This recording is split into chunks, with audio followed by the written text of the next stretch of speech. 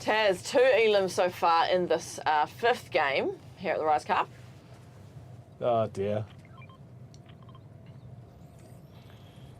Taz, yeah, he's happy with that. Look, picks up 2 freebies, piggybacks off the back of the damage that Shucks had already done and claims Shucks as well.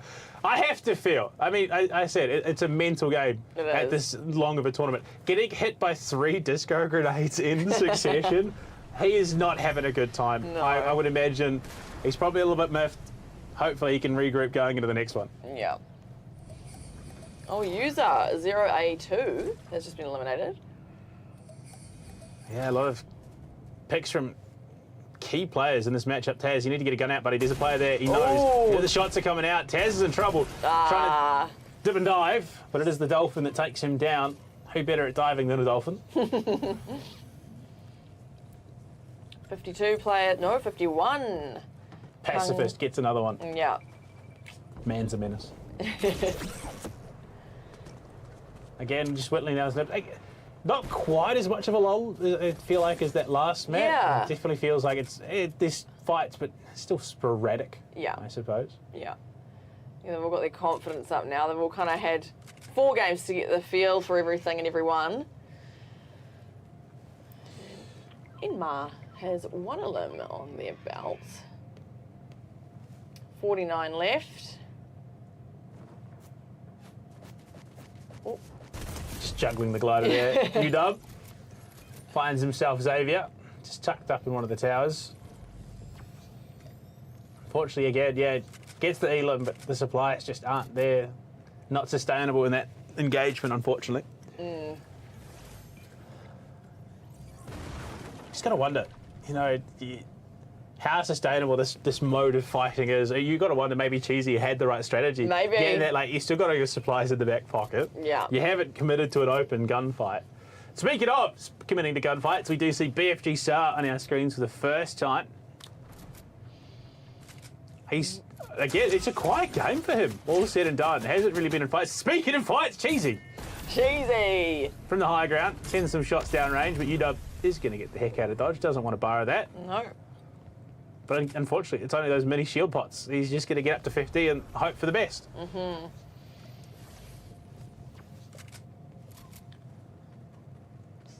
Interesting outfit there. Oh. Yeah, Wouldn't even call look, it I an have to outfit. say, cosmetics in this game are They're pretty funny. I've unique. noticed. Yeah, a lot of variety going on here. A lot of diversity. Yeah, it's probably one of the most condensed esports in the world because it covers almost every other title involved. Right now, bit of a standoff. Xenon has the pocket rift. It's just hedging his bets. Doesn't really want to commit to the fight. Doesn't have the supplies to commit to a fight here. Yeah. Knows full well that storm is coming his way. They're going to have to relocate. It is a very western map. Corndog just running for his life. It's EG Pug on his heels. And that in-game clan has really represented so well this tournament already.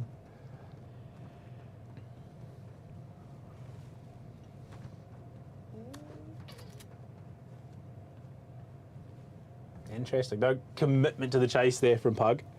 Just happy to sit back, play it slow. They're all inside the storm, so they're going to be sitting pretty. They don't need to force the issue just yet. It's not going to be for the next couple of circles that we see that issue. Oh, and he's got the shrub too. He's just sitting in the corner with a shrub. Hold on. I think he's got a chug jug in front of him as well, which, I mean, that's a huge piece of, resource. Yeah, and what he's can just they got do? it sitting it out in the middle of the room trying to bait people in. So they'll see the chug jug, they'll go to pick it up, then he's sitting there with a shotgun. EG Smart. Pug, I think, has pulled out a big brain play. We'll see if someone falls for it, though. Yeah. Everyone's just sitting. Yeah. Okay. Here's the lull. This is the bit where we're just lulling a little bit, all just trying to work each Oh, other no, out. you say that. Oh, and Another then- elim. Hounds, he's in close proximity to Zartos, has that chug jug, will pop it. So he's going to be full shields, full HP, ready for this engagement. But Zartos is out because he's heard something that spooked him a little bit. I don't think Hounds has quite realised. He's going to spot Zartos at range. No, he didn't spot him, did he? No, surely he's got to see that. Yeah, no, okay, so he has. It can be a little bit hard to see them at range because Yeah, I bet, yeah. they do seem so very small. But Does he look for the red? Oh, no. Oh, Merry Christmas. Not another disco. Ah, see ya, Calvies. Missed opportunity. He thought he had it. Unfortunately, he did not. There we go. AJ Carlos gets the revenge. Yep. So this is a three-man engagement that goes very much Carlos's way. There you go. Another circle. We're going to start moving once again. Players just beelining for it. 1 minute till it shrinks, though, so preemptively moving. Yeah. 44 left in Game 5 of 6 in the Rise Cup for Spark Game Arena. The finals, there is money being won today at the end of it all. Who will take it out? There's EG Zartos getting eyed up by Corn Dog. Oh. Ooh. What's their aim like? Oh. Yeah, it can be hard at range. Yeah. So you got your shotgun for close range, you got your assault rifles, SMGs for sort of mid to close range, and then your sniper rifles, of course, for long range. So it can be good. You just got to hit your shots. So it's only so good. Yeah. 44. We got quite a good viewpoint up here for Corn Dog, but oh no, they're done up there. Yeah, again, that power of the high ground gives you a pretty decent vantage point to see where everyone else is around you. But, again, it can be a bit of a curse and a blessing at the same time. Yeah. I'm a pacifist, 2 elims in the name. Just passively sort of sitting around. I mean, yes, positioning-wise, in terms of the gunfights, yeah, it's up to interpretation, I suppose. Yeah. Panther has taken himself out. Oh. So that is full damage. Oh, so he has okay. jumped off something a little too high. Oh, no. And he has not survived. So dear. that is unfortunately 4 points that no one will claim. Yeah. Hound has to be careful here because he might do the same. He's gonna manage it well. Does get the grapple round. We'll get that rift as well. Says he's gonna take to the skies. Spots another player about to do the same. Just wants to get around the corner there. Spots all those border forts. So knows. And there we go. Kazi as well getting in the kill feed. So, but Kazi again. While it has been a bit hectic to start, it's cooled off real significantly through the mid portions. Yeah, it has. EG Zartos eliminated. That's 41st position. So if Sa, actually I can't remember if Sa's been eliminated or not. I don't know. We'll find out. Yeah. But with that, I don't know if Zartos can hold in that position, especially with Hounds playing as well as he is. Yeah. They're going to have to rely on that final game, aren't they? Yeah. Which is kind of how you want it to go. Yeah. Last thing you want is a clear-cut watch. winner. They're going into one more match. Exactly. Raise the stakes just a little bit. Yeah. Huey going to take himself up to the top of that porta fort in the Greasy Grove. Get very standoffish, I have to say. Yeah. Quite red as well at the moment, eh? Yeah, I suppose that the size of the circle does allow that. You don't have to be quite as condensed just yet. It'll be the next circle where things really start. Yeah, there you go. Sar's still alive. He's about to find himself a potential elim. Here's the hill just above. Oh, he's about to find Montez as well. So I think they're up gliding at the moment, given that movement. Oh, yeah. So. Yeah, who have we got left in the big players that were near the top? Let's see. Kazi Bags there, VFG Sar. No, Cheesy was gone. Were they gone? No, Cheesy's still there. Cheesy's still there. Go Cheesy, eh? But he's taken a slightly more aggressive approach. Oh, okay. game. Let's see if it works. Not necessarily finding the elims, but at least he's getting shots off, which is pretty good. Yeah. What's that? The old you miss 100% of the shots that you don't take, so you want to take those shots. Sar hit with the disco grenade. He's sent flying. He's still got some HP people to work with. Ooh. He's got the chug jug. He's not in a great spot because if Maestro does head down to try and deal with him, he may not get this chug jug off, but he's being allowed to. Cheesy might be this saving grace for BFG Sar, but here he comes. Yeah, no 10 HP to Dream. He's got to get running. Toxic's there as well. Might just spot him. Can he find safe territory to get that chug jug going? Somehow he's still alive. Yeah. Wow. And Kazi's gone. Oh, over. Kazi Bag gone. Eliminated. 35 left. Yeah, I mean, that's big for Kazi, who needed to rebound in this match because, I mean, he was in contention for top 3. He then got elimed early, and now he's been taken out outside of the top 30. Yeah. So unless he has the best game in Game 6 that we've ever seen, you're talking at least 10 eliminations, if not more. Yeah. I don't know if he can actually still crack on to that top 1 position. 34 left. Bit of hiding going on there. Chewy. Dolphins had 2 elims this game. Just took out Zenquin. I don't know if I said that right, but Xenon, I think it was. ah, Somehow Sa is still alive, and he got the chug jab off. So he's got HP, he's got shield to work with, but Dolphin has an inkling that there's someone nearby. He's going to spot Sa, misses the Ooh. shots. That's not the opening that you're looking for. You need to be hitting those shots, especially on someone as out of position as Sa was. You can see they're all trying to get themselves just in place of the circle. Fruzo and Cheesy. The fact that both these players have considered, oh no, Sa's been taken out by Haz.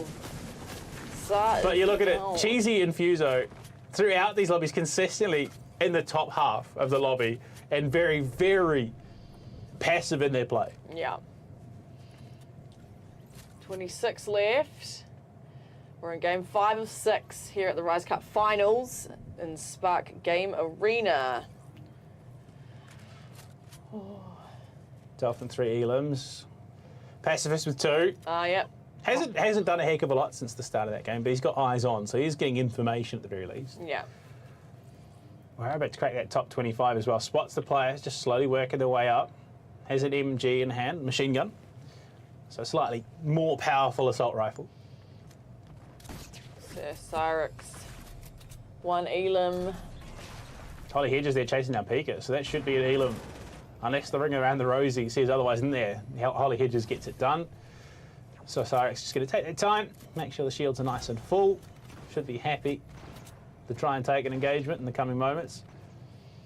But there are so many players in the vicinity. You can see it's just all corralled, all close proximity.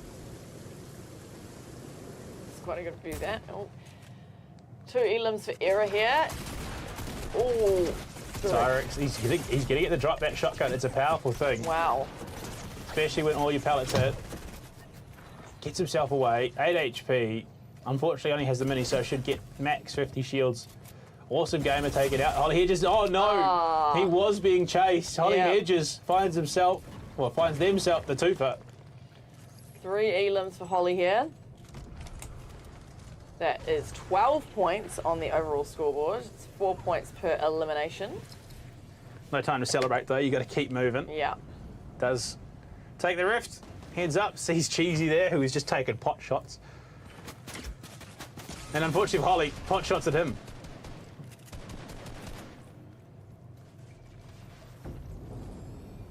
But yeah, unfortunately, in a grassy terrain, being a Yeti isn't probably the game plan. No. Again, not the most tactical of decisions. Like Church, who was wearing that camo, a little bit more tactical when it came to blending in with the surroundings. But there you go, you can see more shots coming in. Oh. Enma taking down Heartbreak King.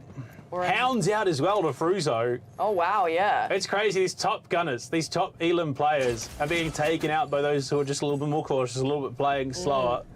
Like Cheesy here, who's on the hunt for Enma. That's an ambitious play, pops the rift, wants to get out of dodge. Era XCon has been on this hill for the longest time. Oh, yeah, wow.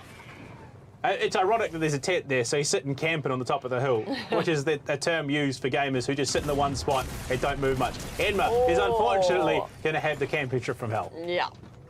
16 left in game 5 of 6. Oh, here we are with Cheesy. Had 1 elim. That's all you need. All you need. I mean, ideally, you probably want more. I mean, yeah. Yeah. But it's nice to get 1. 4 points is 4 points. Yeah. But, I mean, look at, he's got the legendary sniper as well. That thing is going to be an absolute powerhouse across the circles. If he spots anyone, there's a good chance that they just find themselves dead in a second. Yeah. Ooh. Sees the Porta Fort goes up. So knows there's one working their way up the hill. Don't know if they spotted them. I believe that they did just cross onto the grass there. Spicy tucked into a corner. Fruzo jumping down, sitting below Envy. There's a lot of lines of sight that are very dangerous. Cheesy needs to get those shots on. Ooh. Bit of a whiff. Not quite the spray that they were looking for. Just sitting at the bottom of the Porta Fort. That circle is going to be shrinking, and this is where the chaos begins. Top 15. That's a grenade launcher. So that's what I was talking about. It works if they stand still or they're corralled into a close space. There's two guys sitting there. Bottom of the Porter Fort. Eric XCon, flushed out of his hill, is taken down as well.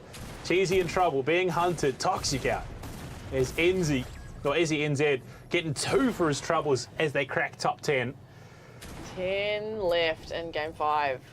Wiseman Ezra again. No elims this game, but, you know, top 8, so that's good. Wiseman chooses bees. We do have an EG representative in Pug AU in the top 10 at the moment. I haven't seen Zartos. He got eliminated a while back. Yeah, all down to 6 now. That was 4 in a row, gone pretty quickly. Yeah, spots the bipod there of the MG. So Ezra knows that Dolphin is here. Dolphin, I don't think, has an idea. So if Dolphin can get that, he has no supplies, has no utility. He's got 2 guns and a dream. So he would have to get all his shots off while Dolphin simultaneously missed everything. Right. So ambitious, to say the least. Yeah. No, okay, he's going to pop the wall, so he has an advantage. No, is he trying to bait Dolphin out here, I think? Yeah, wants to bait Dolphin into swing just by making some noise. Will actually take that avenue out and tucks into the corner. Dolphin is going to fall for it. He's working his way through the storm. He's stuck in it, so he's taking some damage here. Has to pop the wall. This is dangerous. All of a sudden, that momentum has shifted. He's going to start taking shots. He's got 2 shield and 13 HP. That's what I was talking about. Wiseman Ezra bites his tongue and just accepts defeat knowing that he got his one. Yeah. 4 left.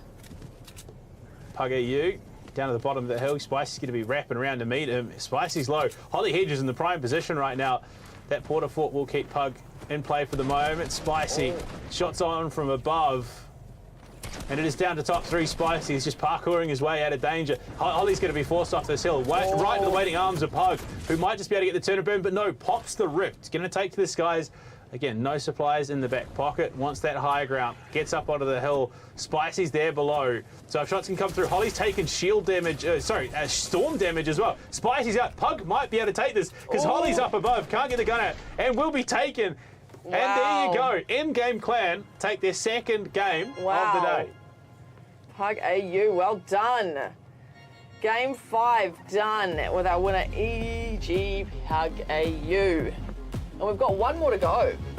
One more. In-game, pick up 1 with Zartos. They then picked up 1 with Pug. Unfortunately, those points aren't shareable. Yeah. But the clan representing in a big way. Homegrown clan, based here in Auckland, also picking up 2 wins today. They're showcasing what their boys can do. Yeah, that's amazing. And now we've only got 1 game left for the finals of the Rise Cup here at Spark Game Arena.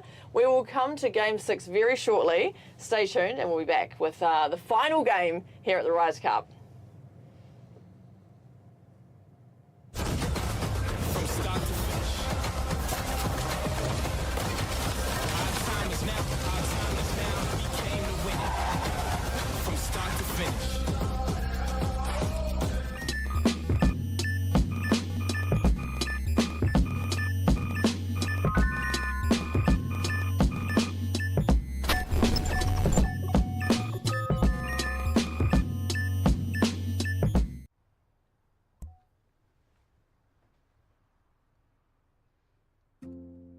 Fine light in the beautiful sea. I choose to be happy. Dear human, I know many things, Like diamonds in the sky. but I'll never know what it's like I felt to take a chance. your sun rays. I saw the life To try. inside of your eyes.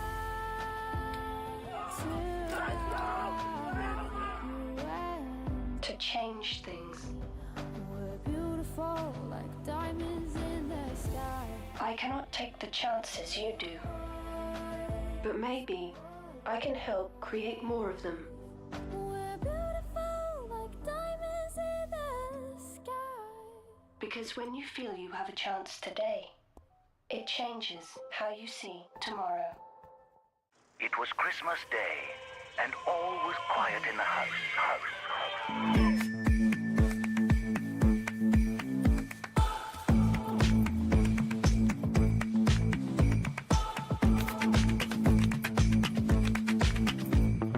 Shade like trees in the breeze, and play in streets, find our peace. Take everything as it seems, and make it all real for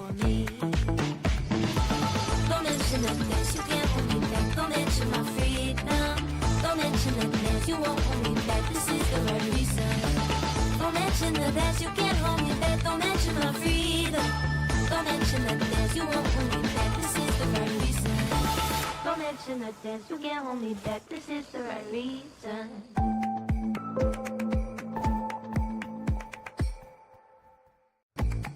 Give a gift that unleashes theirs.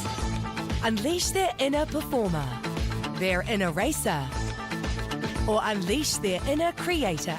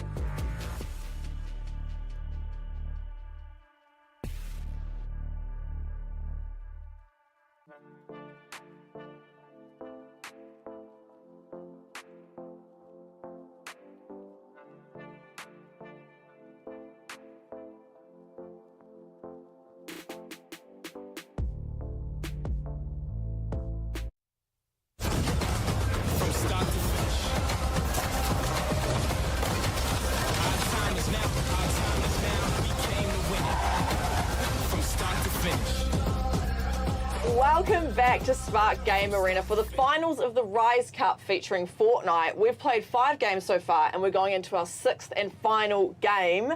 How have you found it?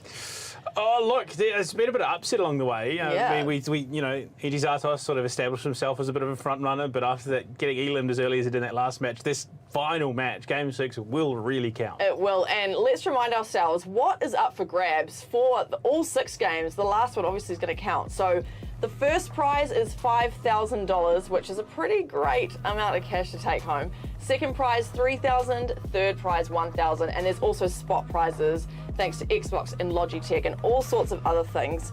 So let's see. I mean, so we've got 5K up for grabs. That's amazing. And it's all really going to come down to this final game because there's obviously you get points through eliminations, which is 4, but you also get points for where you place in each game.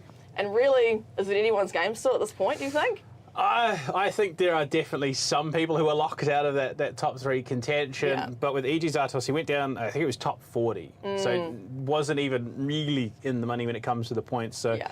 I think that has left that window open. I think the likes of Kazi potentially could sneak on if they have a really, really good final game. I mean, not just placing a top 10, I mean, winning the game Yeah. plus a few elims on top. So there are people who can definitely snipe away that first position, that top championship title. Yeah. But if Zartos has another great game, he's locked that out. Totally. What do you think over the 5 games that we've seen so far? We're coming into the 6th. What do you think has worked for players? Like, what do you think that has actually been the best strategy? I don't know. It has been a mixed bag. We've seen a number of players play very passively, not get any elims right up until that last moment. Then they spring that Swoop in. trap, they jump in, they get the victory. But we have also seen the players who've been aggressive work very, very well, making it into the top 10. Yeah. And I mean, I think at the moment, Zaki is that kill leader. And I do have the leaderboard at the moment. I've just been sent it. So Zato's still in first place by Okay. 19 points. Okay. The player in second would surprise a lot of people. Fruzo, who has been rather passive throughout the main run of this tournament, is sitting in second, 19 points behind because of those consistent high placing. I see. And who's in third? BFG Sar's third with 166 points. Then Hounds and Spicy both sitting in 4th and 5th respectively with 150 points each. Okay, so it's quite close. Realistically, if Zartos goes out in the first, outside of points contention, there is a very real possibility that there are, expecting exceptional games, Yeah. there are potentially 8 or 9 players who could snipe that first seed away. I think the Wow. most likely player to do it, as crazy as it sounds, is Fruzo. Yeah, wow. I mean, he's not sitting there with the elims. He's not been overtly aggressive. He's just been there. Well, there you go. Well, let's find out. This is coming in now to the final game here at Spark Game Arena for the Rise Cup Finals. We're playing Fortnite. Who is going to take home that $5,000 top prize? Well, we'll Let's have see. to play it out and find out. Yeah, let's see what happens, eh? Unfortunately, there's no clear-cut answer. No, I mean, there's 19 not. points separating first and second. Fruzo could snipe this away with... I'm not going to say it's a bad kill record. That's the way he's played. He's played passive. He doesn't want to get caught out and punished. No. He's just playing the way that he wants to. And he's understood what the game plan is from the start. He Yeah. hasn't deviated. He hasn't got overtly aggressive. No. But right now, you look at the battle bus. Wow. Last moments on the map for it here in the tournament. South to north, ending up towards that junction side of things. There's a Loot Llama in play. There's a couple of Loot Llamas in play. So who finds those, gets the goodies. 91 players in this final game here. Sar getting involved early. Finds one. Hugh's going to look for one as well. Yuto does not have a weapon in hand. He does now. Pulls it out, but too little too late. Shoots over Hugh's shoulder and can't find himself an Elam. And there's yet another contender. He wasn't available, and Whoa. he's gone. Too Gone. quick. Very early kills for Hugh. Yeah, 9 down already. Oh, I wonder how the players are feeling right now. It must be very intense for them after, I mean, this is the 6th game, so fatigue will be coming in. Mental fatigue, obviously.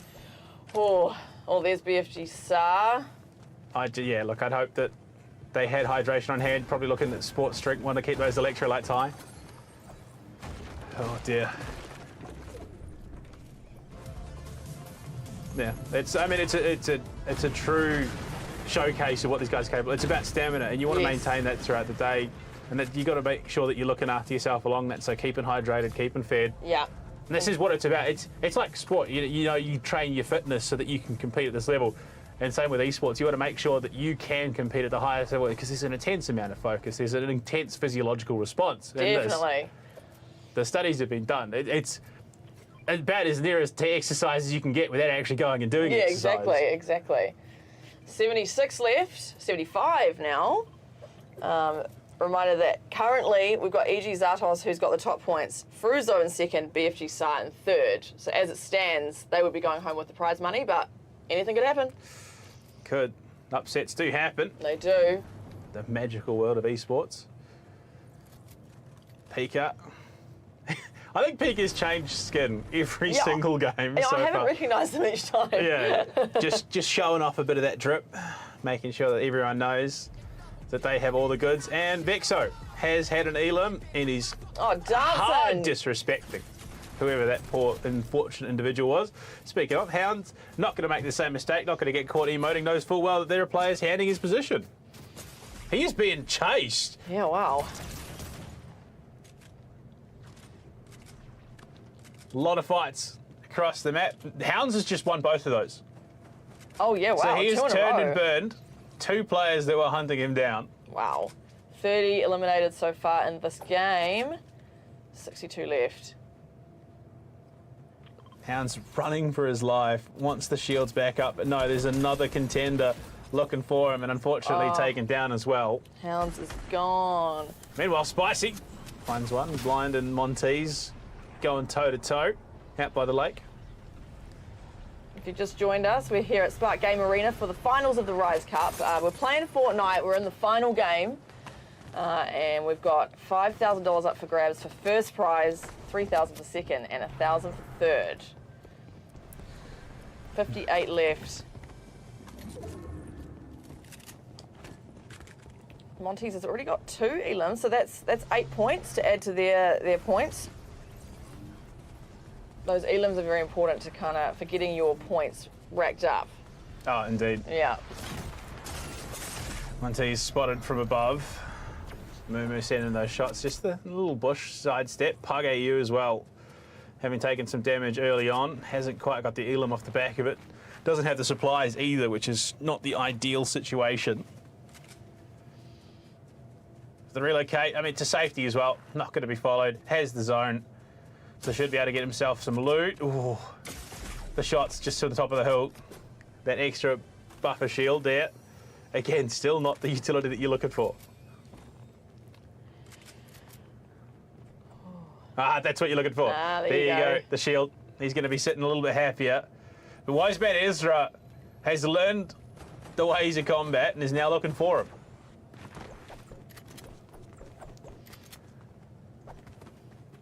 $55 left. Holly, slow at the gate. Has really ramped up the last couple of maps. Has got some good elims in. Vexo as well, who was one of those top contenders. Chucks the bush on. Yeah, in the middle of the kitchen. Nice. What are these? The elims just slowly trickling in. We're still not even at that set. The storm is only just working its way in now, so we're going to be first circle at best.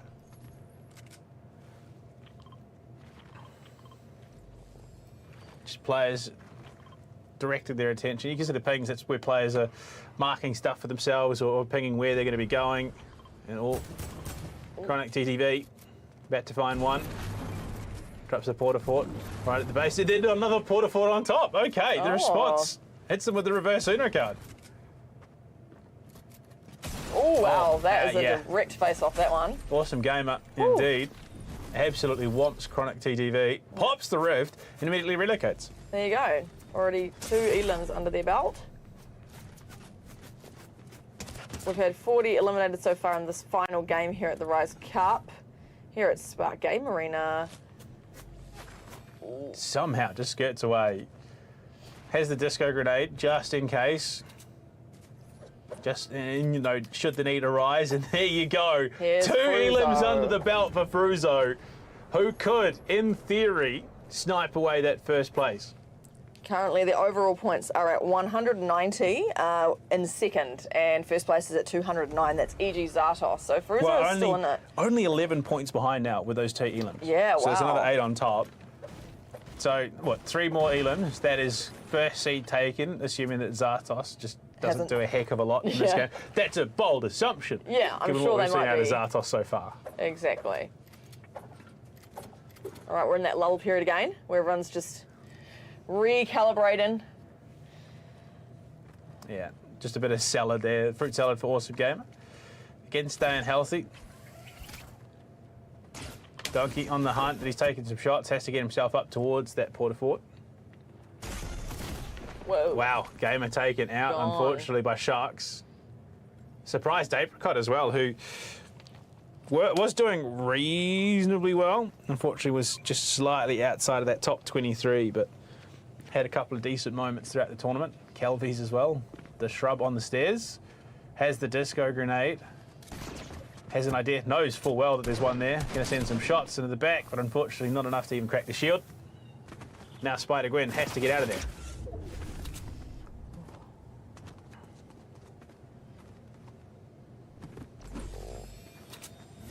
Doggy's going to turn and burn as well. He wants this fight.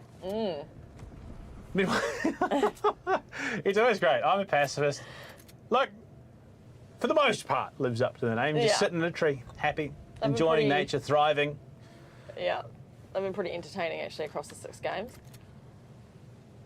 Still 48 in it. Again, a lot of these potential fights that could be there. Sar again, getting involved in those conversations. Finds himself another elim. Pug. Just making his way, moseying on. No great urgency. No. Just picking up ammo, supplies, everything that you could possibly want. BFG Sart, 2 elims under the belt. Given his position, he was 3rd. So those elims could really add up, especially with the top place seeding. So if he has a phenomenal game, he could take that first spot. Yeah. But I think he may have learnt the lesson. Oh, wow. Just at the feet, the pocket rift. That's not a play that I've seen all too often. Yeah. Just dumping it at your enemy's feet, both of you taking the right. But look, if it works, it works. It works. I think it was I'm a Pacifist who did it as well. That was a bit cheeky. TTV Sharks gone. Eliminated. 44 left in this final game of the Rise Cup. Spark Game Arena. We're playing Fortnite, as you can see. $5,000 up for grabs for that first prize. 3,000 for second. And Well, Zaki 1,000. has spotted Jackie, Oh, ironically oh. enough. There you go. But Jackie takes to the rift. The shot's coming in from below. 30 HP. So realistically, 1 if not 2 shots, and Jackie is going to be falling very, very fast. Which he still technically is. But Yeah. courtesy of the umbrella. Oh, the glider. That little shield booster cracked for the moment. Yeah. It's not a great spot, but that does range. But Zaki hasn't followed him through the rift. So Jackie should be able to get that HP nice back and healthy. Beautiful. Oh, bit of a showdown here. Oh, Donkey Lover is eliminated by B-Dude. He did, yeah, again. It took a while to get into it. B-Dude has been a player we expected a little bit more out of, but unfortunately, with such a competitive lobby, that can really be hard to shine. It can. So now that he's getting those elims under the belt, could be a late resurgence, if nothing else, just to climb the leaderboard.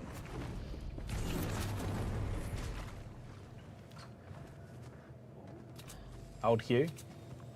You up there? Currently, again, Hugh just outside. Oh, no, sorry, he's 18th. He was 18th coming to the lobby. So he had, I mean, look, top 18 in New Zealand. That's again, pretty good. He's still putting up some numbers. Yeah. I'd say that's a successful day. BFG Sar, who was in 3rd place coming into this final game. They've got 2 eliminations, so another 8 points. Just hiding out. Yeah, it's not this circle, but I think the next one, that's when we start to see movement. Yeah. But for now, it's just, again, waiting game, try and whittle out those numbers. Yeah. Especially for someone like Sar, who has really sort of struggled to break out of that pack in the mid portion of the game. Yeah. You kind of want a little bit more security. You want to play around those points, but I suppose every minute that Sar is still alive, but Zartos is also, it's it works for Zartos. Yeah. The longer he can survive in this matchup, the better.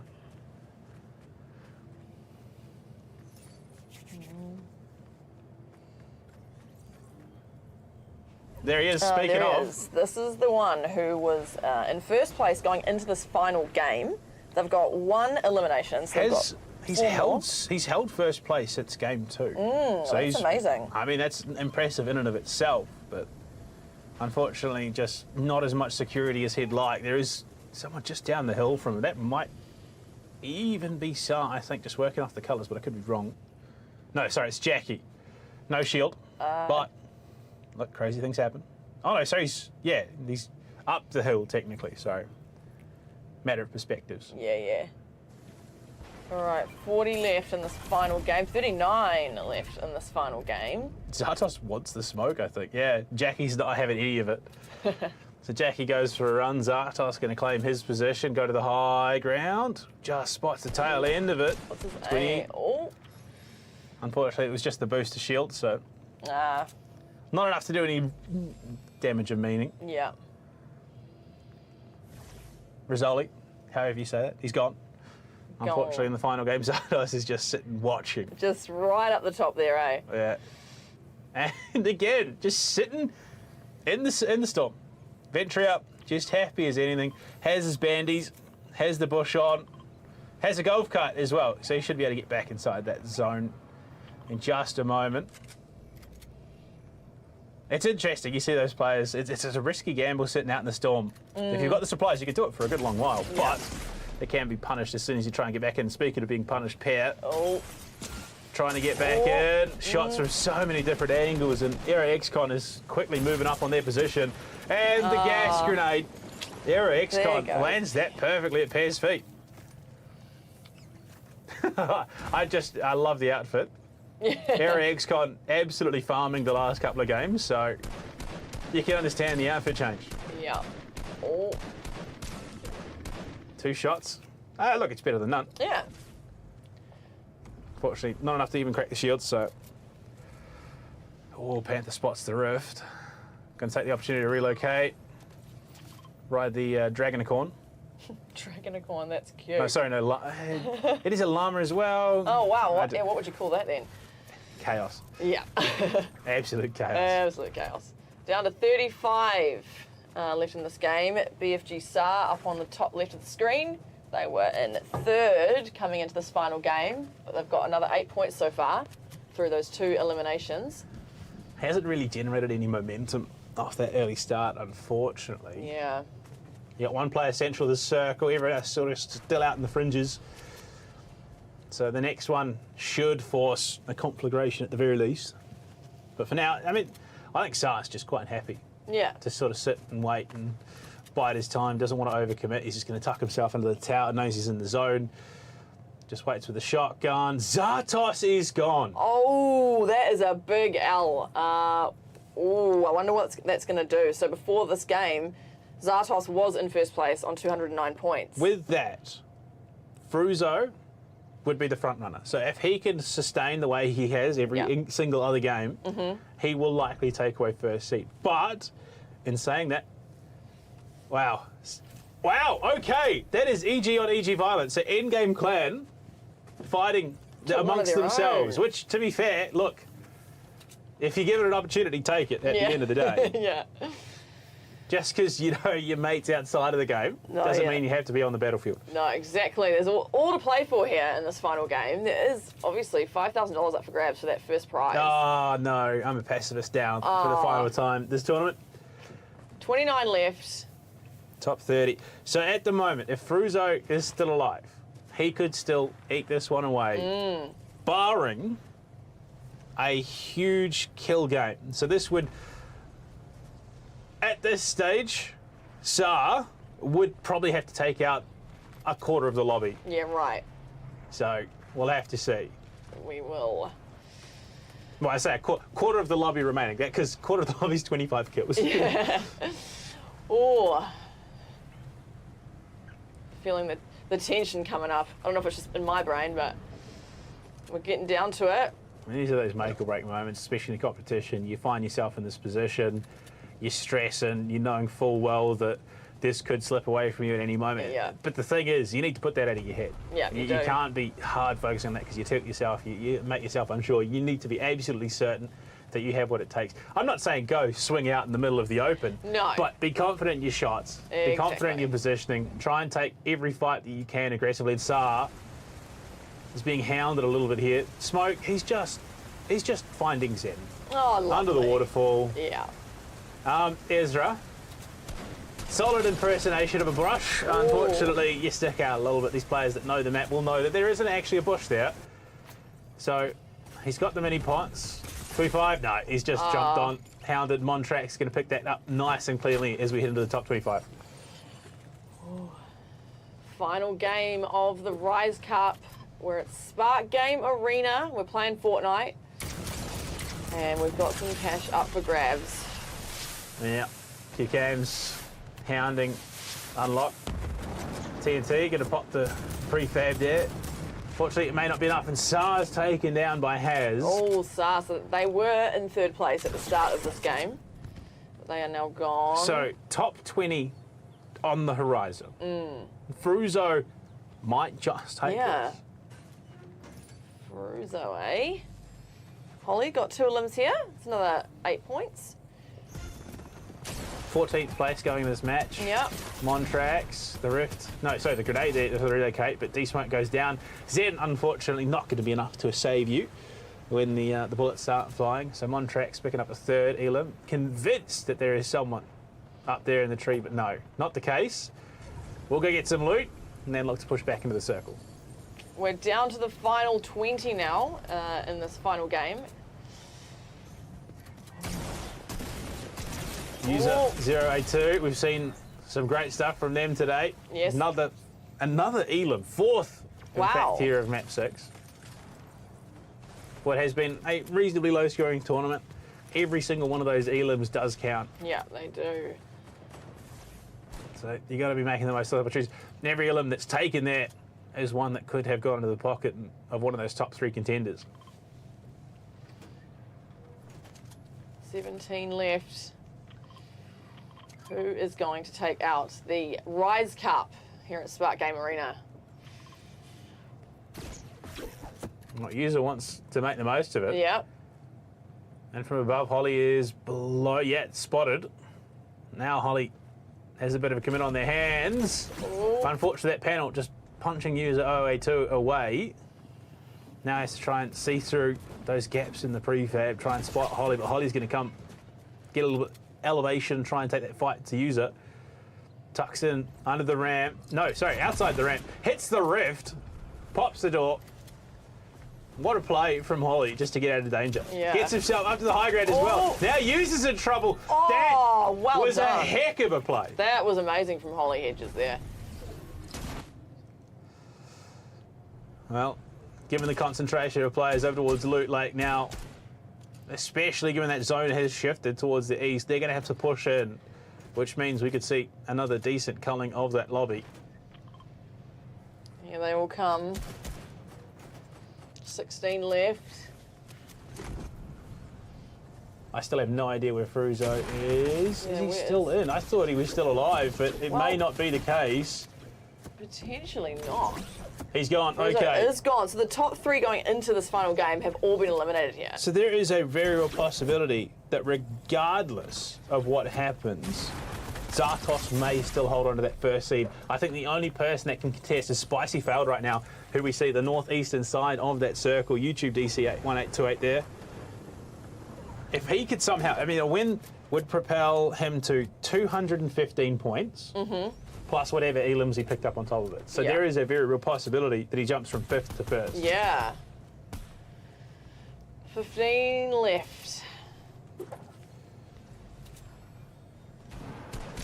Now, that question of stamina, we talked about it, fatigue, this is where it really counts here in the tail end. Oh no, the tree destroyed. DJ Drift will drop to his death. Hugh finds Panther, so we're getting top 15 now, 12 players remaining. That circle is about to start moving as well. Airdrop in the middle of the field of play. Hugh relocating to a bit of safety. Wow, he's got 52 shots at a disco grenade. He's dropping the disco grenade. He's going. He's making a mad dash for the loot at the bottom of the hill. That is ambitious. Needs to pick up that shotgun. Does get it, in fact. And somehow Wow. he has gotten away with absolute robbery there. Wow. One Track's in trouble. Dolphin in from the back. We're into the top 10. Final 10 players here in Game 6 of the Rise Cup Finals here at Spark Game Arena. One Track's dead. Oh, 9 left. Dolphin at range with that assault rifle. Put it to good work. Hughes in trouble as well down by the river. So they are spicy. That pick would be absolutely huge. Cheesy again. Another top 10 finish for him. Fortunately, it may not be enough. Right now, Spicy needs to be going for every fight that he possibly can. Why is Dolphin making a gamble for the airdrop? I think he just wants to get central in this fight. Cheesy's going to hunt him. Oh, Cheesy's wow. on. And that ambitious play is punished heavily. YouTube DC 128 goes down as well. And all of a sudden, 7 left. One player that could capitalise in a big way here.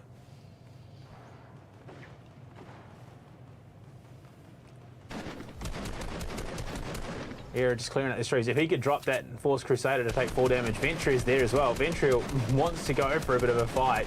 I don't think he's realised, yeah, the drop, that's big damage. Ventry are down, courtesy of Spicy, who somehow sneaks that away. Wow. That is a huge pick for him to find. That Elam could just put him over the edge. Crusade sitting on top of the airdrop, going to be shot out by Era. So Crusade will have to reset on the glider.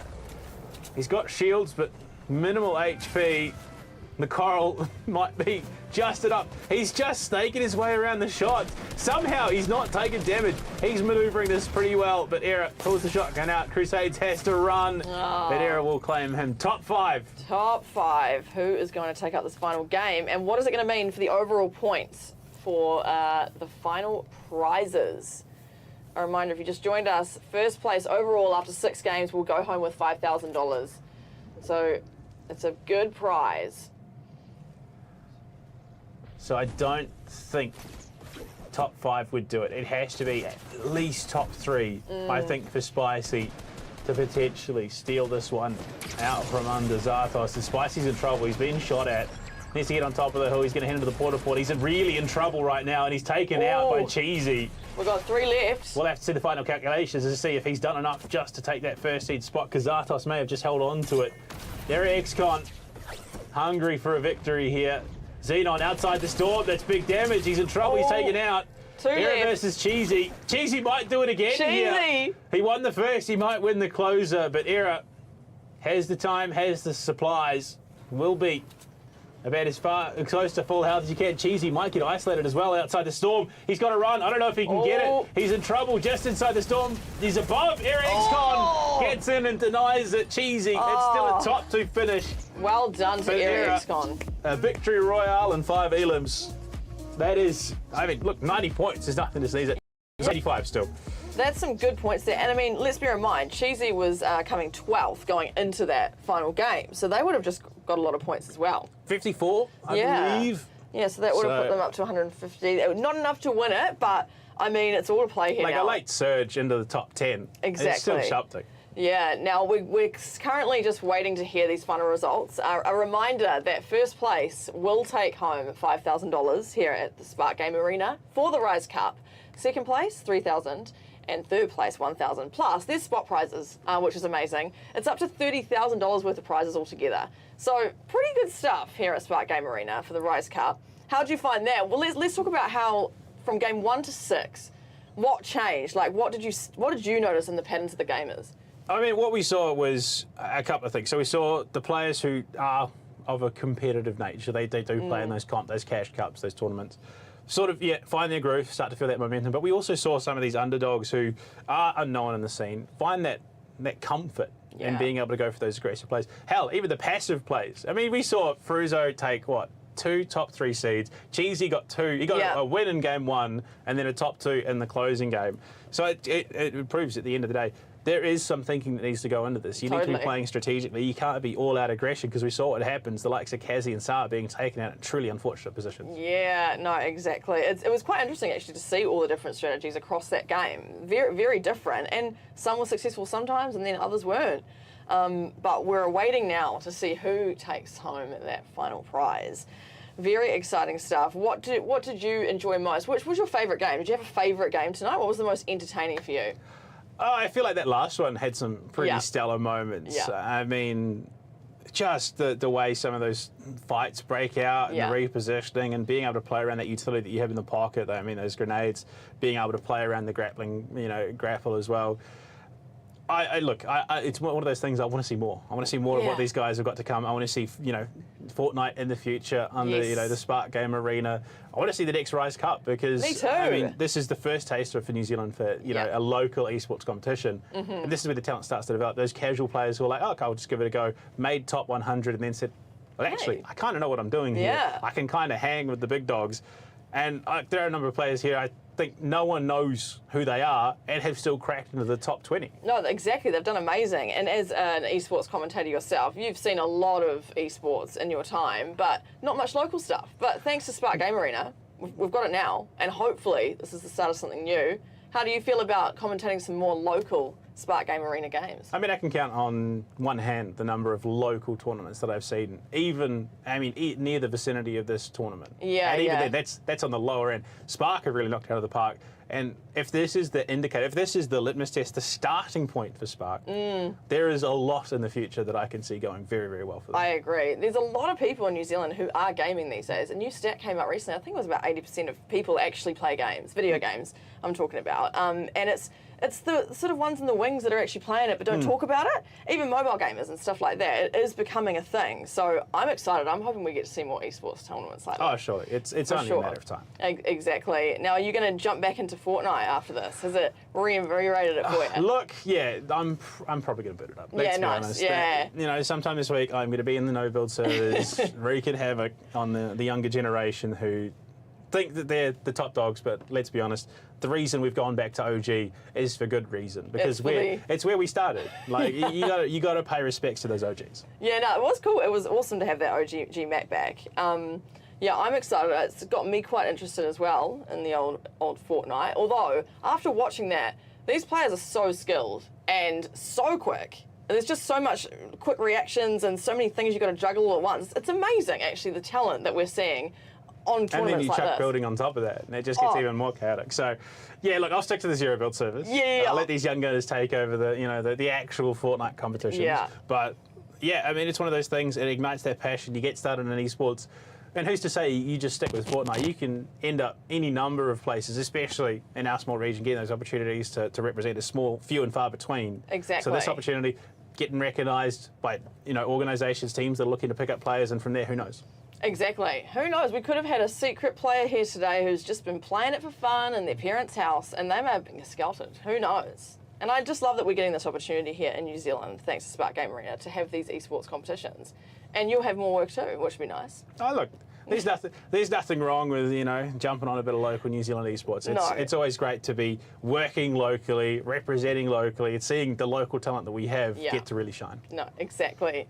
Exactly. Well, we're not far away now for finding out who has taken home the top 3 prizes, actually. There's a But lot I mean, of math involved. Yeah. As an esports commentator, we try and stay away from it. Doing maths on broadcast has never ended well, so that's Yeah. why we've got other people crunching the numbers. Yeah, I'm glad I'm doing that. So just a reminder here, Spark Game Arena for the Rise Cup. These are the prizes. First prize is 5,000 New Zealand dollars. Second, 3,000. Third, 1,000. Plus, there's spot prizes for people.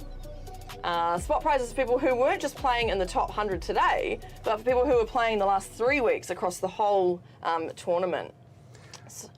So we're going to take a break shortly, and then we'll come back and we will have the winner announcements here for the Rise Cup, thanks to Spark Game Arena. Stay with us. From start to finish. Our time is now. Our time is now. We came to win. From start to finish.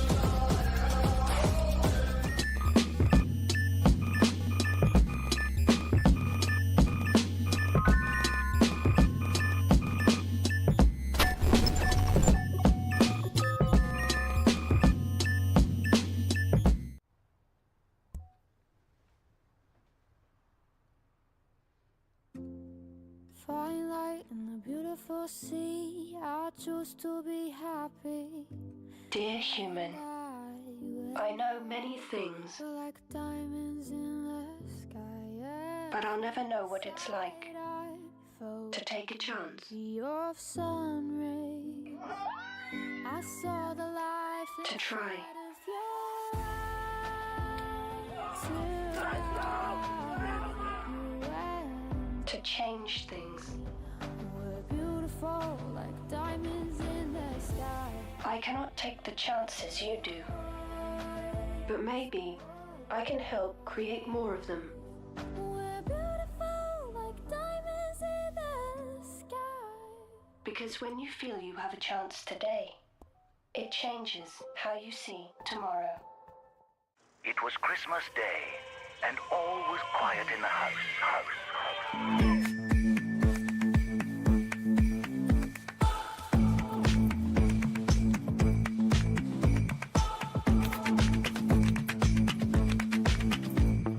Sway like trees in the breeze, and play in streets, find our feet.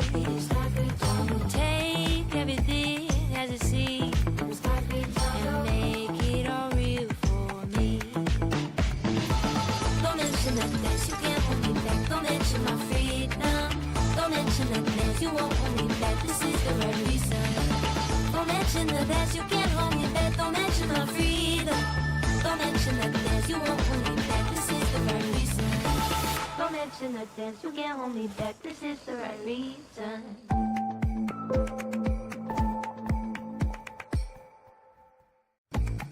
Give a gift that unleashes theirs.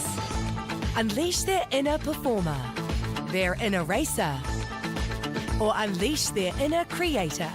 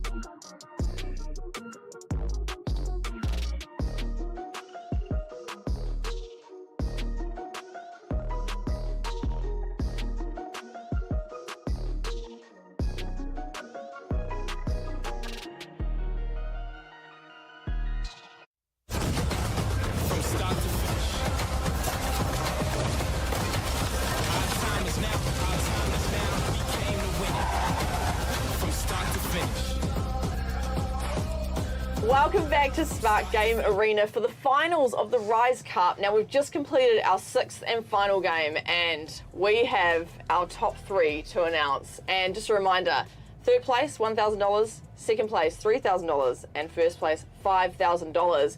Now, going into that 6th game, there was kind of a few that we thought might get there. There was a window. There was a window that it could have been taken away.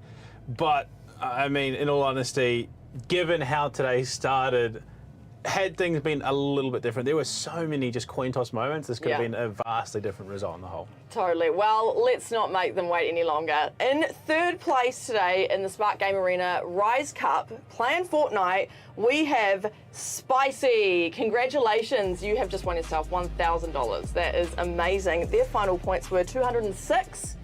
Now, in 2nd place, going home with $3,000, we have Era XCon. Well done to you, 210 points, so only 4 points. That was pretty close.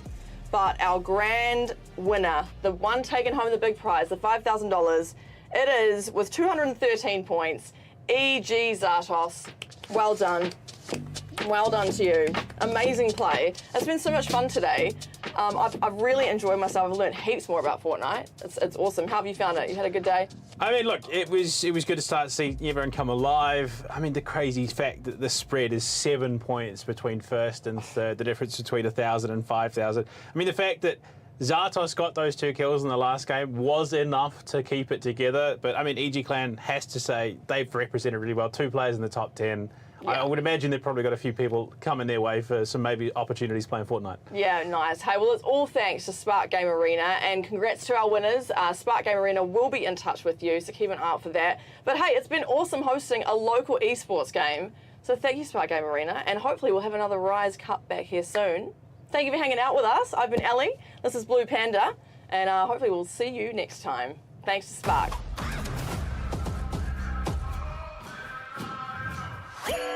Once again, it's time to win.